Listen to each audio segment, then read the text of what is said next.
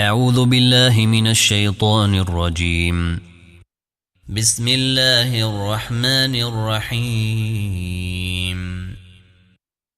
إذا جاءك المنافقون قالوا نشهد إنك لرسول الله والله يعلم إنك لرسوله والله يشهد إن المنافقين لكاذبون. اتخذوا أيمانهم جنة فصدوا عن سبيل الله إنهم ساء ما كانوا يعملون. ذلك بأنهم آمنوا ثم كفروا فطبع على قلوبهم فهم لا يفقهون.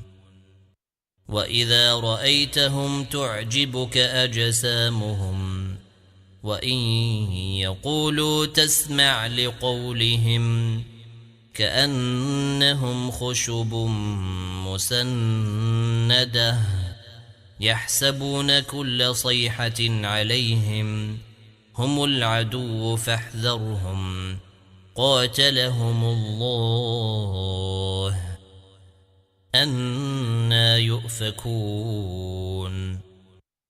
وإذا قيل لهم تعالوا يستغفر لكم رسول الله لووا رؤوسهم ورأيتهم يصدون وهم مستكبرون.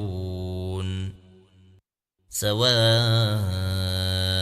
عليهم أستغفرت لهم أم لم تستغفر لهم لن يغفر الله لهم إن الله لا يهدي القوم الفاسقين.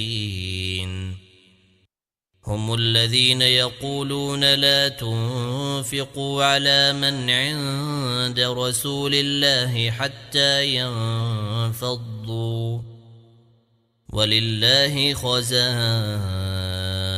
السماوات والأرض ولكن المنافقين لا يفقهون. يقولون لئن رجعنا إلى المدينة ليخرجن الأعز منها الأذل ولله العزة ولرسوله وللمؤمنين ولكن المنافقين لا يعلمون. يا أيها الذين آمنوا لا تلهكم أموالكم ولا أولادكم عن ذكر الله ومن يفعل ذلك فأولئك هم الخاسرون. وأنفقوا مما رزقناكم من قبل أن يأتي أحدكم الموت فيقول رب لولا أخرتني إلى